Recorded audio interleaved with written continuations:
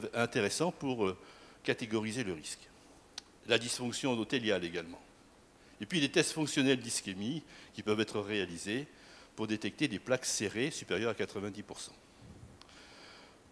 Mais finalement, tout cela ne fait pas un consensus. Et c'est pour ça que je voudrais vous parler d'une autre méthode qui est plus récente, qui est très intéressante, vous allez le voir, qui s'appelle la détermination du score calcique coronaire. Alors, de quoi s'agit-il?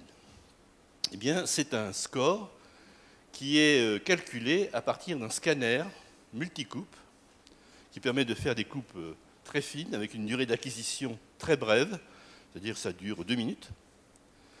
Ensuite, on fait une synchronisation cardiaque rétrospective de façon à ne pas être pollué par les mouvements du cœur, et on obtient ainsi un excellent balayage des différentes coronaires.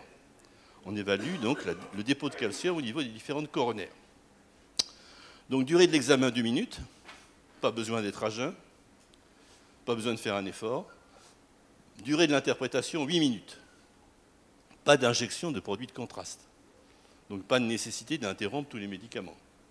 Et puis l'irradiation est donc faible, mais il faut la prendre en compte chez les femmes en âge de procréer naturellement. Alors voilà ce que ça donne. Vous voyez au niveau de la circonflexe, ici, vous avez un dépôt de calcium qui va être quantifié. Ici, avec un petit logiciel, je vais y revenir. Ici, vous avez des classifications du tronc commun de la coronaire gauche, et puis de l'interventriculaire antérieur, qui sont les flèches de droite. Vous avez ici des calcifications de l'interventriculaire antérieur, qui sont très importantes, et qui vous montrent que si on faisait un angioscanner, eh bien, ce serait très difficile à interpréter, parce que, du fait de la présence de ces plaques, on ne verra pas très bien l'opacification iodée de la coronaire. Alors, grâce à cette technique, donc un scanner normal que vous avez tous dans vos hôpitaux, et à l'aide d'un petit logiciel, eh bien, on détermine le score calcique en entourant un petit peu les zones de calcium pour chaque coronaire, et toute zone dont la densité est supérieure à 130 unités Hounsfield, donc tous les radiologues connaissent ça, et dont la surface est supérieure à 1 mm² est de nature calcique. On ajoute les scores calciques de chaque coronaire, ce qui nous permet d'obtenir le score total ou score d'Agatston. Et grâce à ce score d'Agatston, on a une classification qui a été établie par Rumberger, qui est déjà un petit peu ancienne. Si le score est inférieur à 10, le risque sera très faible. De 10 à 100, faible risque. Entre 100 et 400, risque intermédiaire. Et au-delà de 400, très haut risque coronarien. Alors l'intérêt diagnostique est évident. S'il n'y a pas de calcification, eh bien, il est très peu probable qu'il existe des plaques d'athérosclérose, à la fois calciques, mais également des plaques instables qui ne seront pas visibles au scanner. Donc, si le score est faible, il y a peu de chances, peu de risques que le malade fasse un accident grave dans les 2 à 5 ans à venir. Et un score calcique très élevé est associé à un risque d'événement cardiovasculaire modéré à élevé dans les 2 à 5 ans. Plus le score calcique est élevé, et plus la probabilité d'une atteinte coronarienne est grande, et il y a vraiment une bonne corrélation entre le score calcique et les lésions coronaires objectivées par coronarographie. Là, c'est un travail qui a été rédigé par Olivier Dupuis dans le service, qu'on a publié, vous voyez, en 2002. Et puis, les diabétologues français qui ont un petit peu de mal à anticiper les affaires avant que ça revienne des États-Unis découvrent maintenant le score calcique coronaire, ce qui nous fait un petit peu rire. Donc, si le score est inférieur à 100, eh bien, le risque, la probabilité de sténose significative supérieure à 50% à la coronarographie est faible. Mais c'est un point aussi important à souligner, c'est qu'il n'y a pas de bonne corrélation entre le siège des calcifications et puis la localisation des sténoses coronaires. L'intérêt diagnostique, donc, est vraiment très grand, et tout le monde le découvre maintenant, du fait de l'excellente valeur prédictive négative. Ce qui veut dire que si votre score calcique est à 0, ben votre malade n'est pas à risque cardiovasculaire.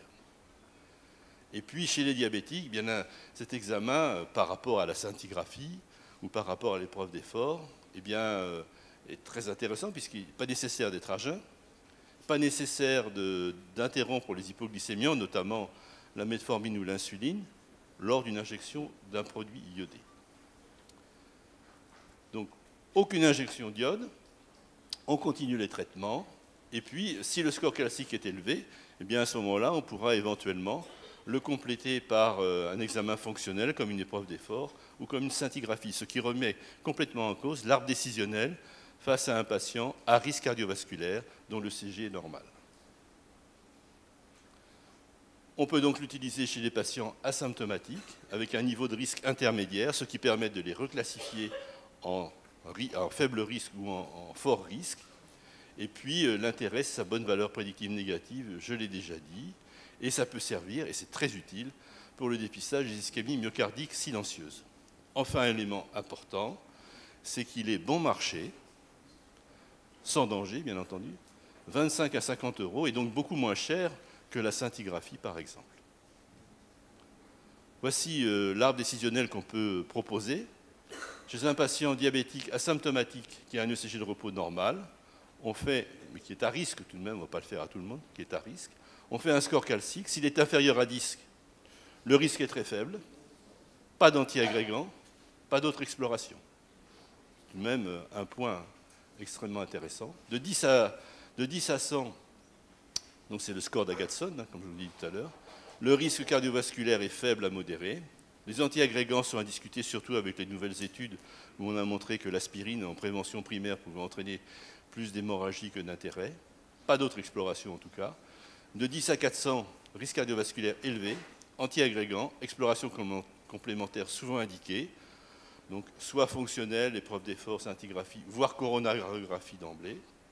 Et puis enfin, supérieur à 400, donc c'est un risque majeur, et anti-agrégant, exploration complémentaire indispensable, mais l'angioscanner sera souvent ininterprétable compte tenu de l'importance des calcifications. Voilà, ceci permet, grâce à l'évaluation du niveau de risque précis, de mieux lutter contre le risque cardiovasculaire en intervenant sur les principaux éléments qui constituent ce score cardiovasculaire. Je vous remercie.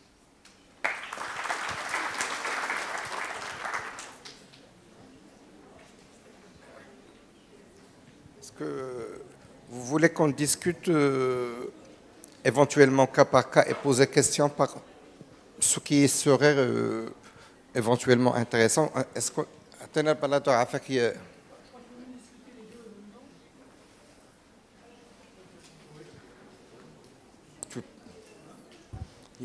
il y a des gens qui veulent poser des questions dans...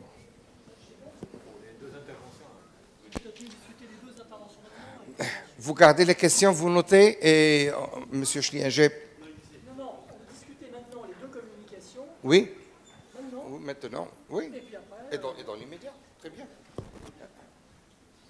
Tu veux pas ?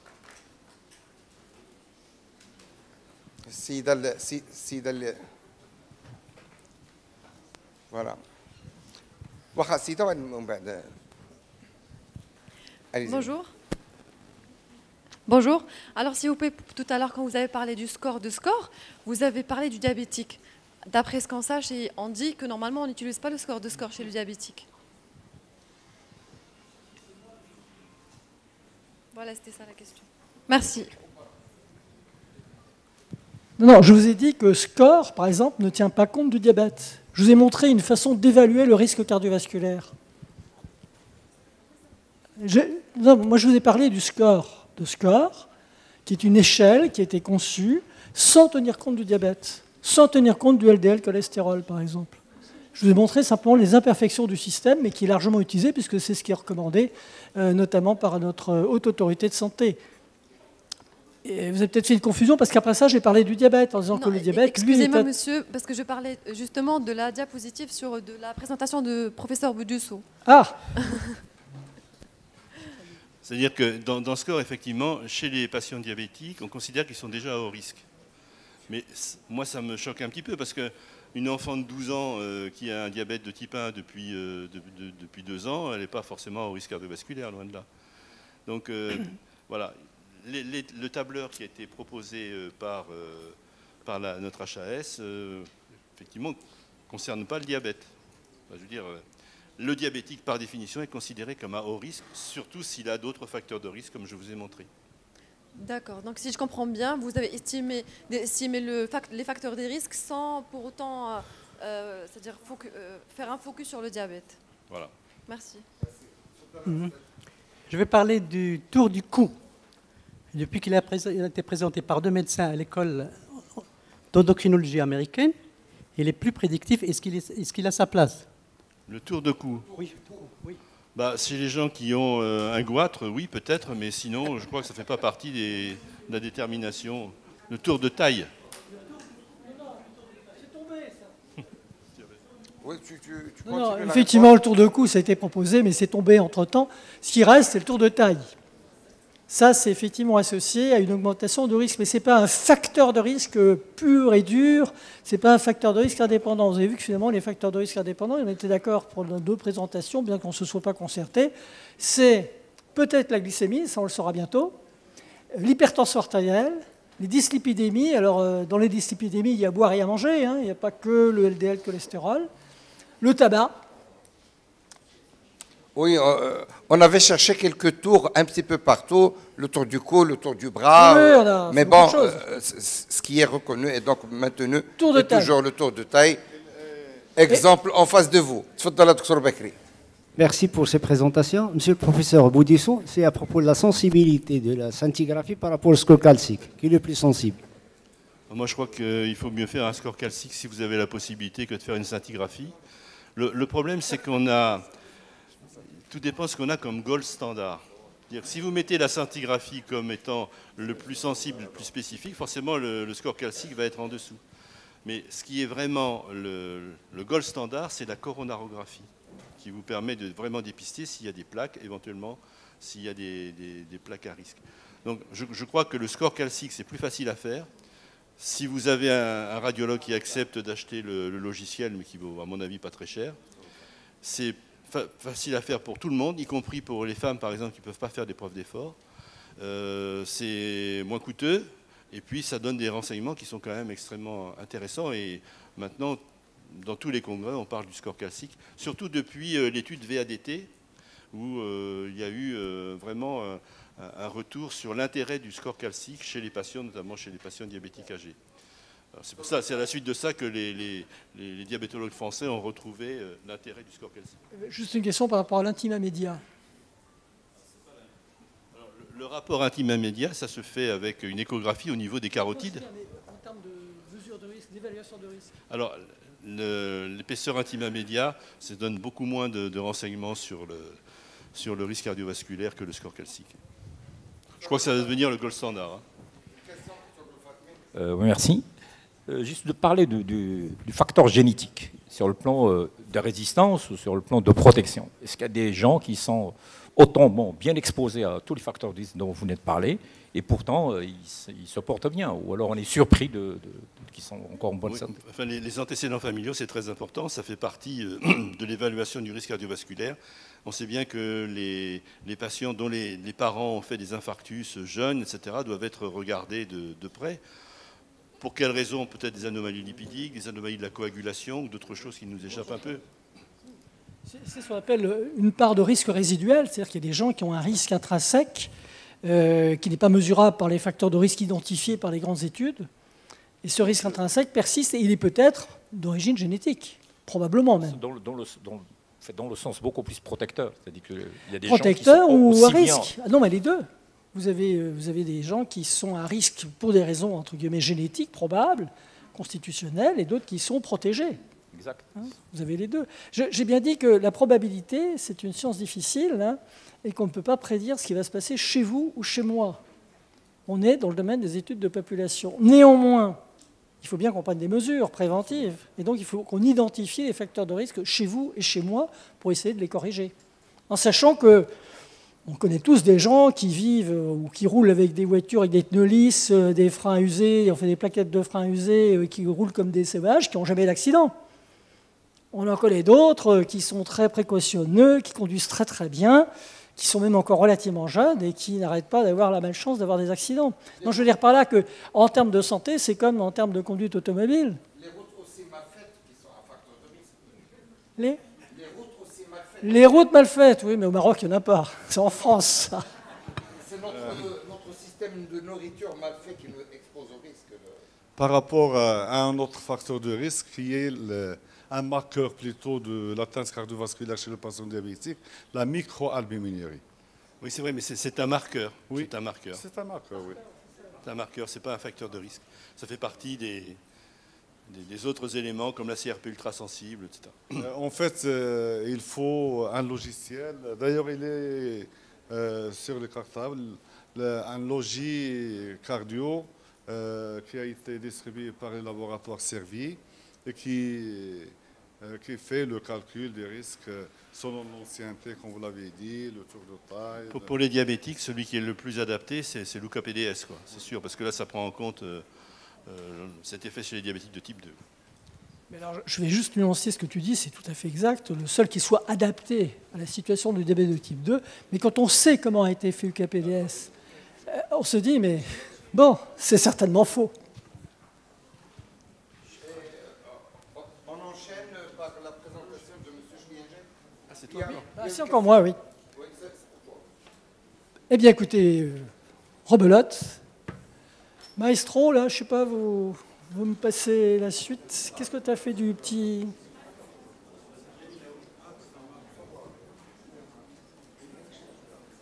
C'est la 3.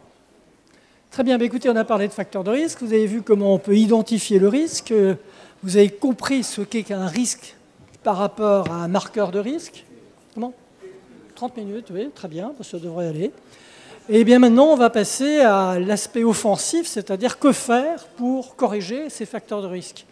Et je vous présenterai donc les modifications thérapeutiques du mode de vie comme une solution éventuelle au risque cardiovasculaire chez les sujets diabétiques. Et vous avez bien compris, et je pense que le professeur Lise Bordier enfoncera encore le clou, le diabète est un facteur de risque, on est bien d'accord ?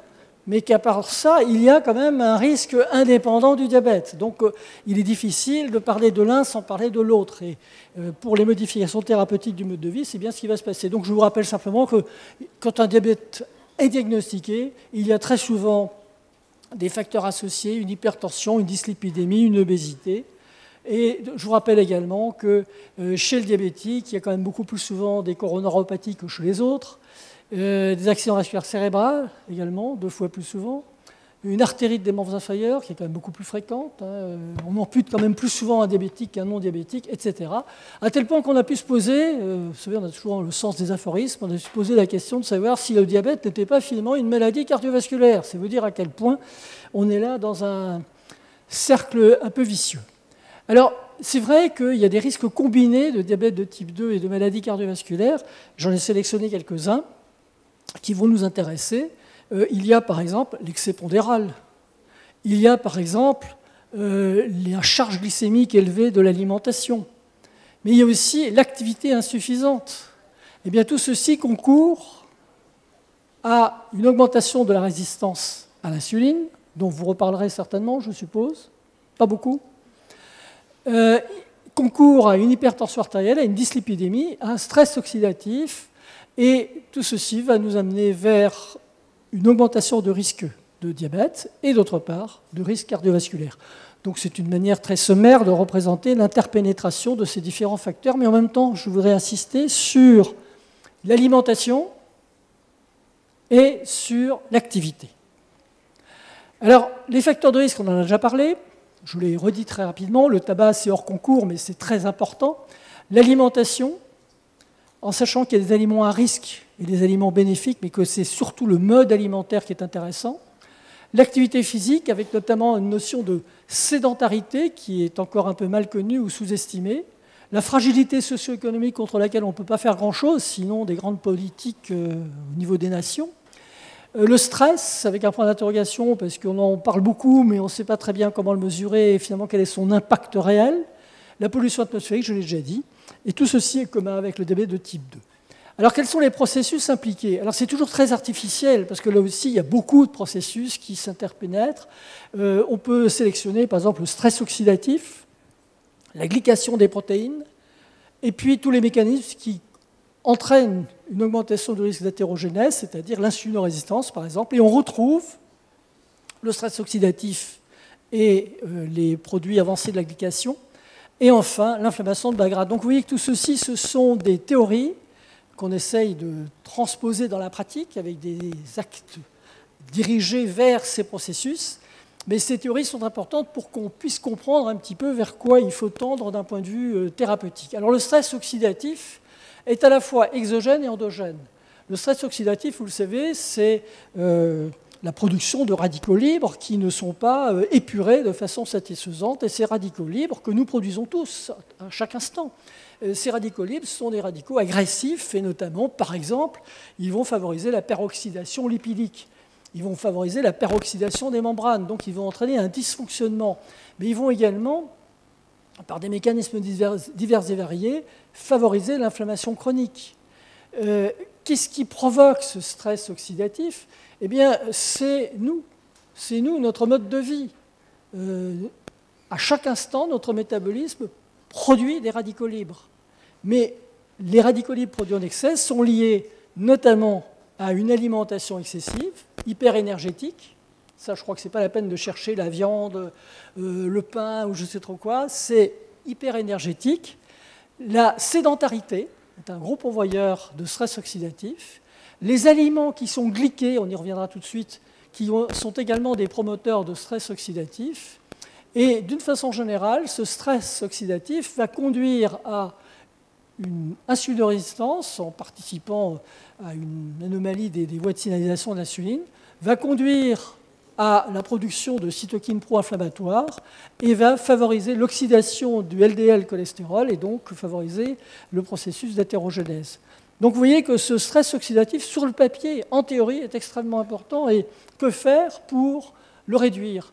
Alors, le stress oxydatif d'origine exogène, c'est le tabac, c'est l'inactivité, c'est l'alimentation. Et quand on regarde d'un point de vue alimentaire, puisqu'on parle là principalement d'alimentation, eh bien vous voyez qu'il faut manger davantage de fruits et légumes, c'est des choses que vous savez par cœur, davantage d'acides gras monoinsaturés par rapport aux acides gras saturés, davantage de céréales complètes et donc de fibres, et moins d'acides gras saturés, donc de graisse animale, et notamment carnée, puisque le lait apparemment semble tirer son épingle du jeu, moins de viande grasse, moins de glucides à index glycémique élevé, qui sont tous des pourvoyeurs de radicaux libres. Alors quel modèle alimentaire? Il n'y a pas photo.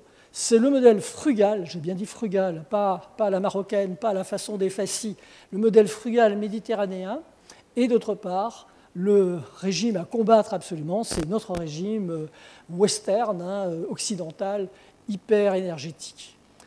L'activité physique modérée est une bonne manière de réduire ce stress oxydatif. Arrêter le tabac, exposition au soleil, moins d'exposition au soleil, paradoxalement, ce sont des facteurs de protection par rapport au stress oxydatif. Alors, la glycation des protéines alimentaires. Vous connaissez le processus de glycation, l'hémoglobine glyquée, vous en servez tous les jours, c'est votre pain quotidien. Eh bien, il se trouve que, d'une façon générale, ce processus de glycation s'exerce contre toutes les protéines. Chaque fois qu'il y a un radical amine libre et qu'il y a une molécule de glucose dans le secteur, eh bien, ce processus de glycation se fait. Alors, il se fait en nous, c'est l'hémoglobine glyquée. Il se fait au niveau de nos artères. C'est l'interaction entre les protéines de structure et l'hyperglycémie, par exemple. Mais il se fait également dans notre laboratoire, qui est une cuisine, c'est-à-dire la préparation des aliments. Cette réaction dite de Maillard va produire ce qu'on appelle des produits de la glycation.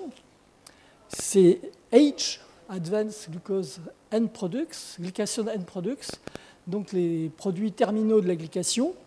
Et ils sont d'origine endogène, alors là encore, vous les fabriquez malgré vous, mais ils sont également d'origine exogène. Et cet aspect exogène est un aspect qui est extrêmement méconnu. Alors il est vrai qu'il n'est pas très important, puisqu'il représente à peu près 15 à 20% de ces produits circulants, le reste provenant d'un mécanisme endogène. Néanmoins, on a démontré aujourd'hui de façon à peu près convaincante que les produits de la glycation d'origine alimentaire sont des produits qui sont opérants qui vont être absorbés. Longtemps on disait ils ne sont pas absorbés. Quand vous avez des aliments qui contiennent beaucoup qui sont glyqués, eh bien ils sont absorbés et ils vont circuler dans le pool des AGE, des Advanced Glycation End Products. Ils vont circuler et ils ont, chose extraordinaire, des récepteurs qui vont médier des réactions intracellulaires.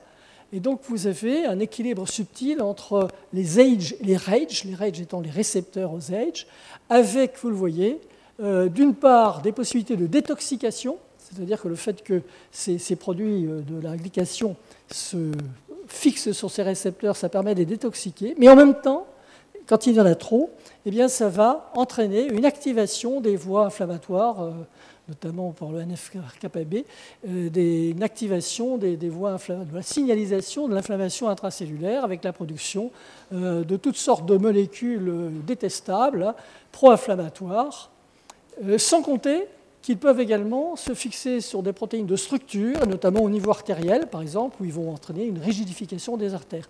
Donc, cette notion de glycation protéique des aliments est à prendre en compte. Alors, comment réduire ces produits de la glycation, ces produits terminaux de la glycation? Eh bien, d'une part, en consommant, et vous voyez que c'est assez cohérent, c'est ce que je vous ai dit tout à l'heure pour le stress oxydatif, je ne vois plus la flèche, en recommandant des fruits et légumes, des céréales complètes, en évitant des aliments qui sont grillés, qui ont des croûtes brunes, parce que je vous rappelle que la réaction de Maillard, c'est en fait une réaction de brunissement. La glycation des protéines, c'est un brunissement, ce n'est pas le caramel, ce n'est pas pareil. Recommandant des laitages également. Quelqu'un posait la question du lait ce matin, par exemple. Je crois que donc, les produits de la mer. Par contre, il faut absolument déconseiller les aliments ultra transformés.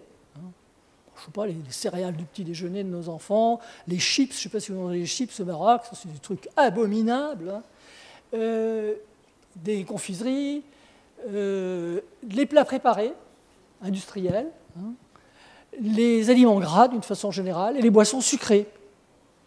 Je sais que vous êtes très adepte de certaines boissons sucrées, mais là, ce n'est pas recommandable sur le plan des produits terminaux de la glycation. Les procédés culinaires. Alors là encore, le barbecue, le méchoui, ce sont des gros producteurs de brunissement. C'est ce que vous recherchez, c'est ce qui est bon, je suis tout à fait d'accord. Alors quand on en mange un peu de temps en temps, c'est pas très grave, mais quand on mange beaucoup, ça finit par poser des problèmes. Le grill, la friture, le rôtissage, les rôtis d'une façon générale, les cuissons au four, la torréfaction, eh bien tout ça, ce sont des producteurs de ces produits terminaux de la glycation qui vont, comme je vous l'ai expliqué, agir sur des récepteurs endogènes qui vont déclencher des réactions, notamment d'inflammation de bas grade. Donc il vaut mieux cuire à basse température, du bouilli, ce n'est pas forcément très bon, la vapeur, le poché, le mijotage, et puis le micro-ondes, ce fameux micro-ondes, beaucoup de patients me disent encore que c'est dangereux, docteur, etc. Non, pas forcément. Et enfin, le style de vie. Le style de vie est aussi un producteur de produits terminaux de la glycation, le tabac, je vous l'ai cité, l'obésité, et puis protecteur, l'exercice physique et le contrôle du poids. L'insulinorésistance périphérique. Alors là encore, c'est un élément important sur lequel on peut agir par deux entrées. La première entrée, c'est réduire la charge glycémique et la charge énergétique de l'alimentation. Et la deuxième entrée, c'est l'activité physique. Ce sont les deux moyens que l'on a pour réduire cette insulinorésistance, qui, vous voyez, est elle-même génératrice de stress oxydatif, qui est elle-même génératrice d'inflammation de bas grade, qui va également produire des substances qui sont pro-inflammatoires, qui vont favoriser la dysfonction endothéliale, qui vont favoriser l'hypertension artérielle et qui vont, comme vous l'a montré Bernard Baudusseau tout à l'heure, fragiser les plaques. Donc tout ceci, c'est un processus qui peut être modifié, notamment par l'alimentation. Alors, puisque je vous parle d'alimentation, quel est le dessous des cartes ? Faut-il revoir la conception du régime diabétique? Aller au-delà de ce que l'on croyait savoir, c'est qu'il fallait réduire la charge glycémique et éliminer les sucres simples, ou du moins les consommer de façon judicieuse et contrôlée. Il faut toujours contrôler le poids, ça c'est évident. Ça reste un élément fondamental. Y a-t-il des aliments néfastes? Y a-t-il des aliments protecteurs? Alors, je vais simplement vous faire la liste très rapidement, parce que ça, c'est le propre des études épidémiologiques. Quand ils suivent des études de cohorte, quand ils suivent une cohorte, les auteurs vous disent, voilà, le fait de manger tel aliment est mauvais. Par exemple, la viande, hein, c'est ce qu'on vous a raconté. On parlait de 300 grammes ce matin, c'est 500 grammes hein, par semaine. Athérogène, densité énergétique élevée, graisse saturée, carnée, donc la viande. Pourquoi est-ce que j'ai rajouté carnée? Parce qu'apparemment, les graisses saturées du lait sont plutôt protectrices, ou au moins neutres. Les acides gras trans industriels, pourquoi industriels? Parce que les acides gras trans naturels, notamment contenus dans le lait, sont protecteurs. L'index glycémique élevé, on ne sait pas très bien, probablement. Et enfin, parmi les anti-athérogènes, vous avez les fruits et légumes. Alors ça, c'est largement démontré, à tel point qu'on parle de l'effet fruits et légumes. Les fibres, quelles qu'elles soient. Les noix et apparentés, par exemple les amandes. Hein. Les acides gras monoinsaturés et l'huile d'olive que vous partagez. L'huile d'argan, je ne sais pas. Les acides gras N-3 qui ont fait des prouesses extraordinaires dans les études d'intervention comme DART ou JCI, eh bien, on ne sait plus très bien si c'est utile ou si ce n'est pas utile. Il en faut certainement plus que ce qu'on a dans notre alimentation usuelle. Mais est-ce que c'est vraiment utile pour empêcher les accidents cardiovasculaires? On ne sait pas très bien. Les vitamines antioxydantes, hein, c'est la vitamine A, c'est la vitamine C, c'est la vitamine E. Les polyphénols, vous connaissez les polyphénols? Dans le chocolat, dans le vin, ça ne vous concerne pas, dans beaucoup d'aliments, les polyphénols, les fruits en général. Le cacao et le café, probablement aussi. Le soja, les produits laitiers et les boissons alcooliques. Alors on en reparlera un tout petit mot parce qu'il y a des choses qui ont bougé récemment. Alors, fruits et légumes et fibres, c'était juste pour vous montrer ce que ça représente. Voilà, par exemple, une étude, alors c'est une cohorte japonaise, hein, excusez-moi du peu, une cohorte japonaise qui montre que selon que l'on mange 10 grammes de fibres ou 35 grammes de fibres, vous voyez, on fait beaucoup moins d'accidents vasculaires cérébraux. Beaucoup moins. Mais par contre, la mortalité globale ne change pas. Déception. Les légumes et les noix, voilà par exemple une autre étude qui étudie le risque cardiovasculaire ou le risque de diabète de type 2. J'ai mis les deux en parallèle. Vous voyez que quand on consomme beaucoup de légumes, le risque cardiovasculaire diminue, le risque de diabète de type 2 diminue. Quand on consomme des noix, c'est pareil. C'est statistiquement significatif. Et quand on compare les noix et les légumes en termes de diabète de type 2, de risque cardiovasculaire cette fois-ci dans le diabète de type 2, chez des sujets diabétiques, eh bien vous voyez que les noix, quand on dit noix, c'est toutes les noix, hein, ce n'est pas la noix courante, et chez vous c'est plutôt les amandes, hein, eh bien vous voyez que les noix sont plus performantes que les légumes. Les produits laitiers ont longtemps été désignés comme des coupables. Eh bien, figurez-vous que les plus gros consommateurs de produits laitiers font moins d'accidents vasculaires, moins d'accidents cardiaques et font moins de diabète de type 2. C'est assez... Problème?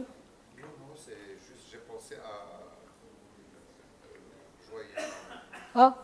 Ah, joyeux, vous pensez à joyeux. Oui, moi, ça ne me rend pas joyeux de penser à joyeux. Donc, c'est juste une petite pensée. Oui, j'ai une pensée aussi émue pour lui.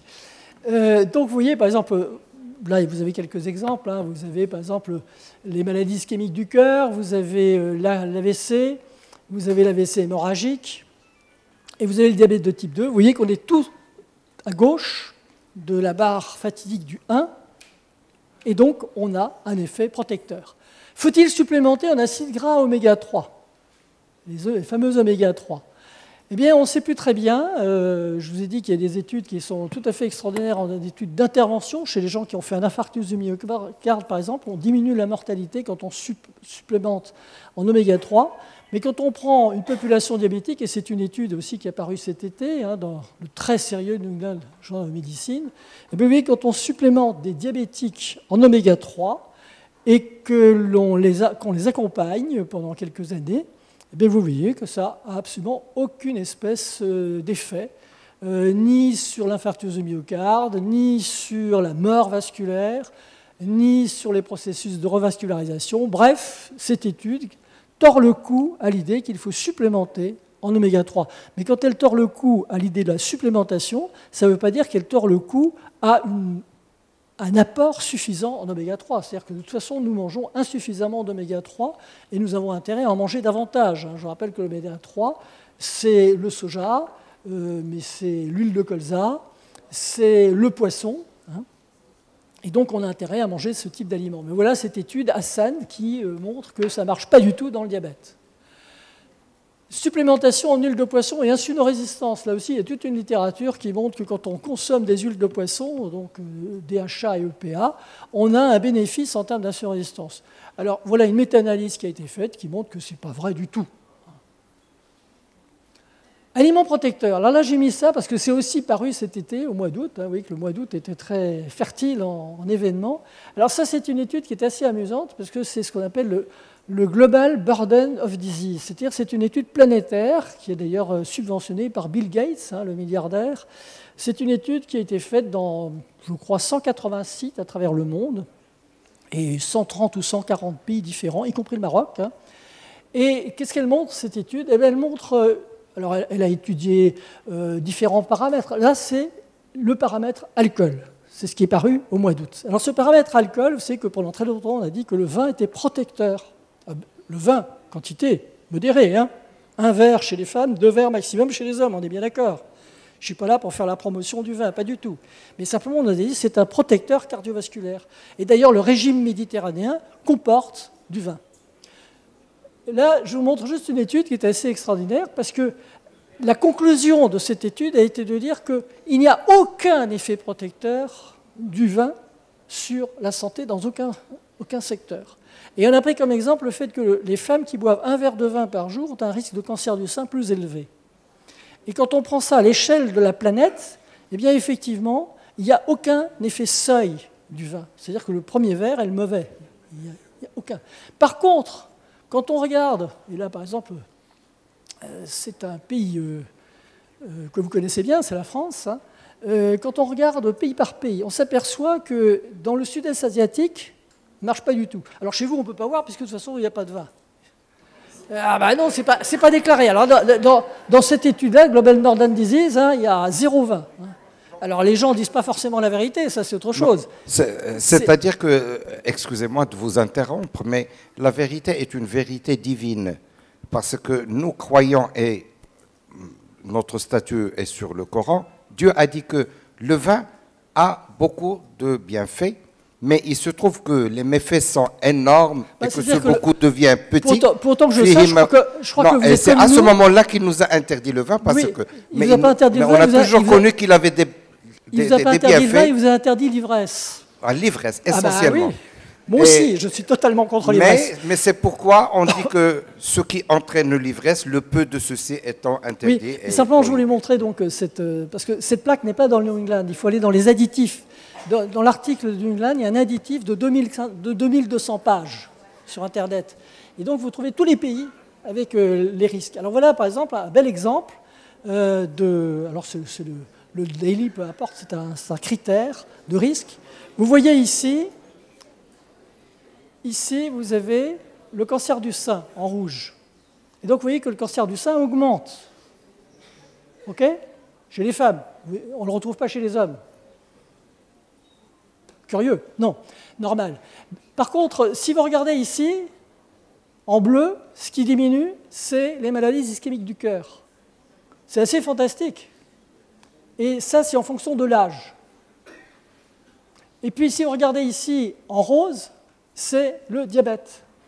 Donc, vous voyez que dans une région du monde particulière, comme la France, mais ça se retrouve globalement dans tout l'Occident, vous avez un effet protecteur mesuré par cette étude qui conclut qu'il n'y a aucun effet protecteur du vin à l'échelle de la planète. Donc, c'est pour vous montrer combien c'est difficile de jouer avec les différents facteurs et combien il faudrait avoir des études qui s'adressent à une région du monde bien déterminée. Vous voyez que chez les hommes, on retrouve ici un effet protecteur extraordinaire sur le plan coronarien. Je passe, je glisse. Le sel. Alors que vient faire le sel ici? Alors le sel est un facteur de risque cardiovasculaire. On le sait, en tout cas, c'est un facteur qui favorise l'hypertension artérielle. Eh bien, quand on regarde dans cette étude, qui est aussi une étude japonaise, qui a été menée chez les diabétiques de type 2, eh bien, on s'aperçoit qu'effectivement, la consommation excessive de sel est associée à une augmentation du risque d'un facteur 2, mais qu'il est synergique avec l'hémoglobine A1C. C'est-à-dire que si votre diabète est mal équilibré, et là, vous voyez qu'on a pris carrément des types très mal équilibrés, à plus de 9% d'hémoglobine A1C, vous voyez que le risque augmente de pratiquement 10%. Autrement dit, il y a cette notion de synergie que je voudrais faire palper du doigt. Et quand on va prendre des émettre des recommandations nutritionnelles, eh bien, il faut tenir compte de tout cela. Alors, il y a une étude qui met tout le monde d'accord, elle est déjà un petit peu ancienne, elle date de 2013, c'est l'étude Predimed. Predimed est une étude espagnole. Dans cette étude, eh bien, on a pris un certain nombre de personnes qu'on a accompagnées, c'est une étude de cohorte, prospective, randomisée, et on a fait une randomisation sur quoi?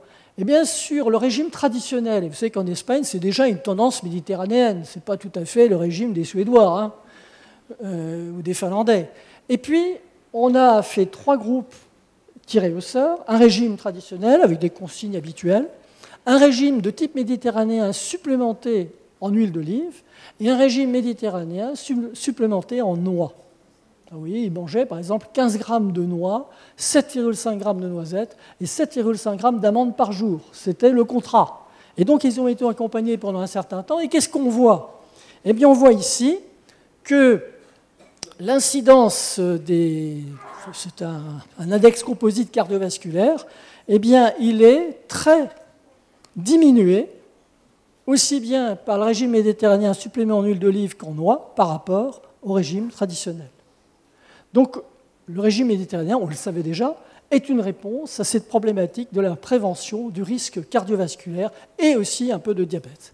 Alors, si on regarde les chiffres, je voulais simplement vous montrer le pourcentage, ou le pour 1000, ce n'est pas un pourcentage, c'est pour 1000.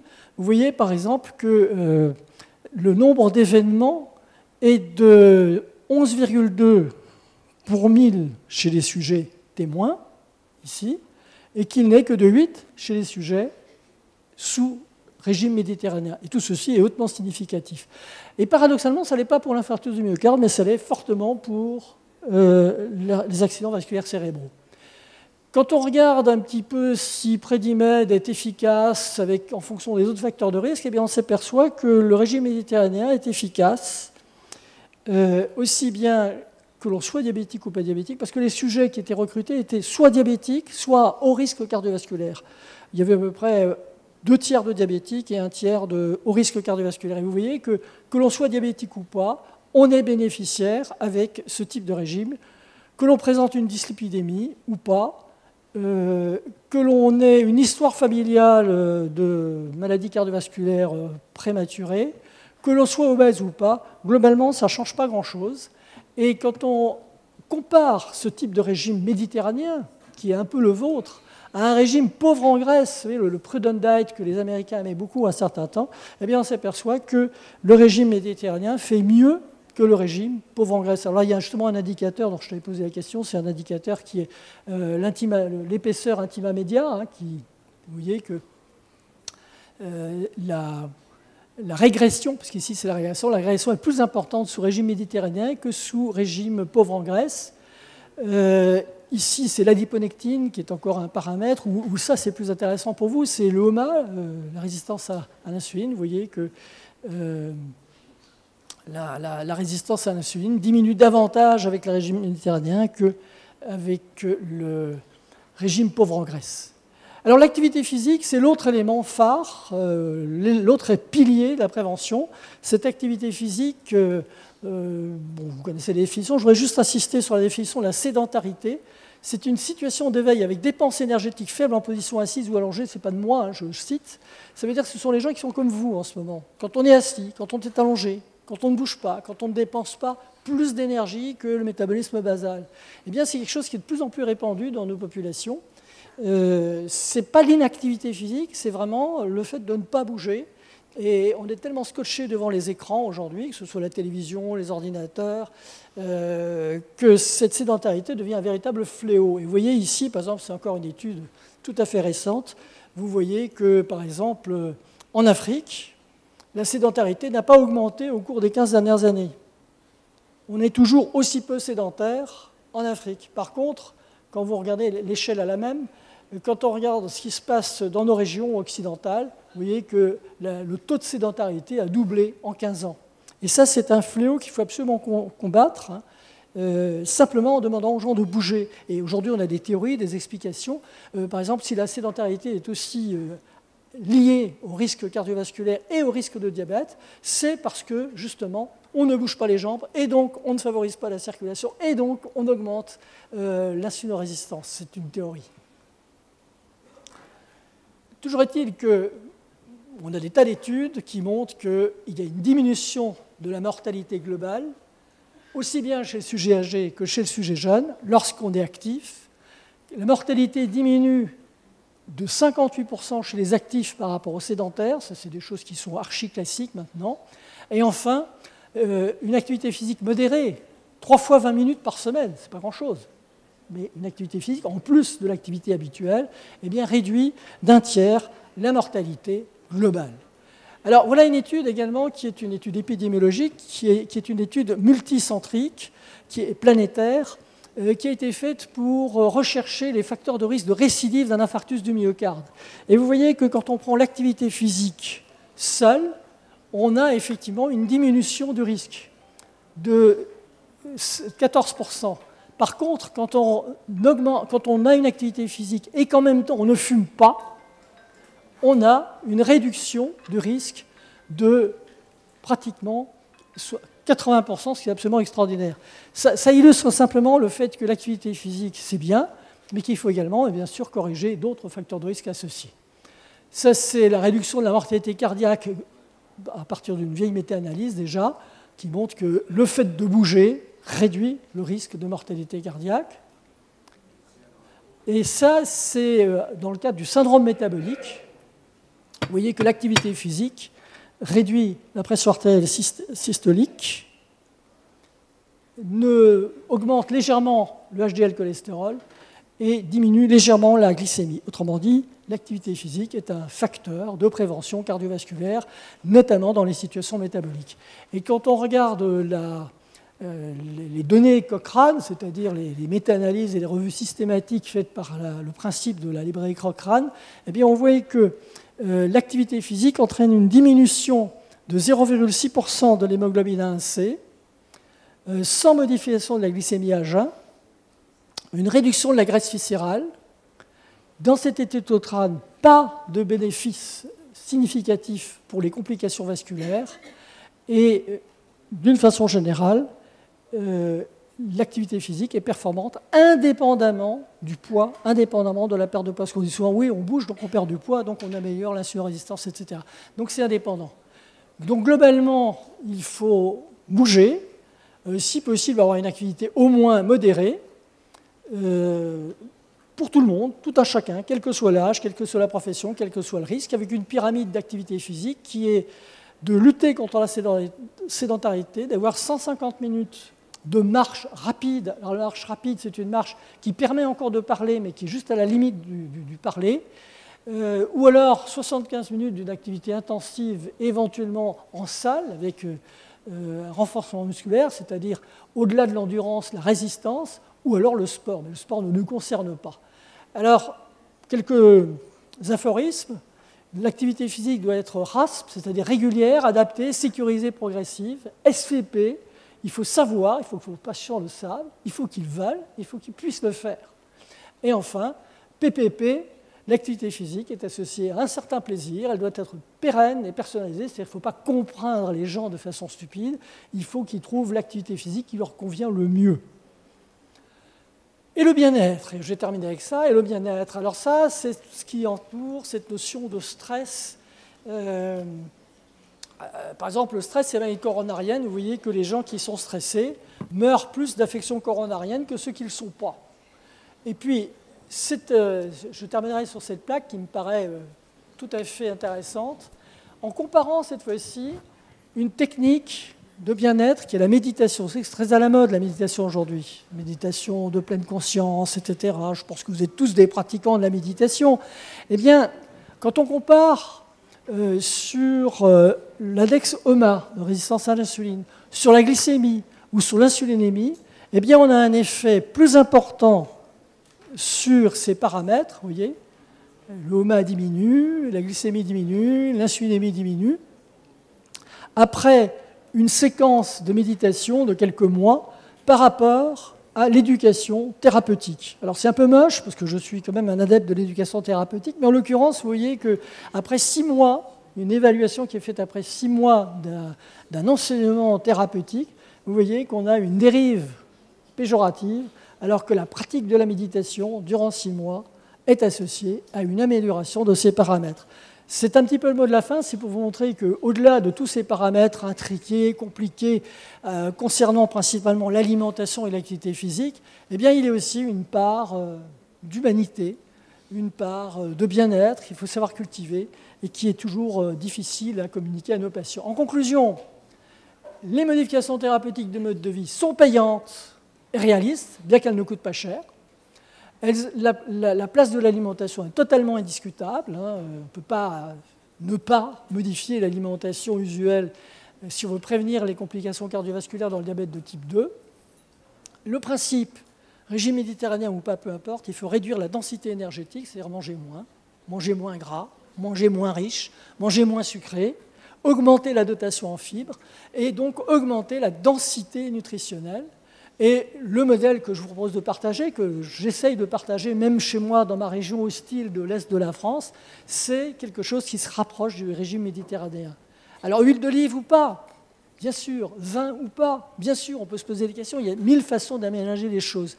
Mais le fond du fond, c'est de manger moins, c'est pour ça que je parlais du régime méditerranéen frugal, de manger au moins 3 fois par jour, dans le calme, avec une activité physique régulière, soutenue, c'est-à-dire 150 minutes par semaine. Bon, c'est un seuil à se fixer. Hein, parce que pour les uns, c'est très facile, pour d'autres, c'est difficile. Et puis, il y a certainement une approche psychologique à développer, où là, nous sommes encore relativement démunis. Au total, les modifications du mode de vie, modifications thérapeutiques du mode de vie, valent la peine d'être tentées, d'autant qu'elles ne coûtent pas cher. Elles n'empêchent pas les traitements, ce n'est pas le propos de mon topo, hein, c'est pas dire qu'il ne faut pas vous traiter avec des médicaments, comme le ferait le professeur Joyeux par exemple, mais elles limitent souvent le nombre de médicaments ou elles permettent de les différer. Merci de votre attention. Merci, professeur Schlienger. Est-ce qu'il y a des remarques ou des questions à poser? J'ai ici 2 articles en anglais qui évoquent l'effet prédictif de la mesure de la taille du cou, et même sur l'insulinorésistance et les risques cardiovasculaires et cardiométaboliques. D'autres remarques? Je pense que tout le monde est avide de prendre un café. On fera une pause et reprise à 17h10 pour la suite. Merci beaucoup.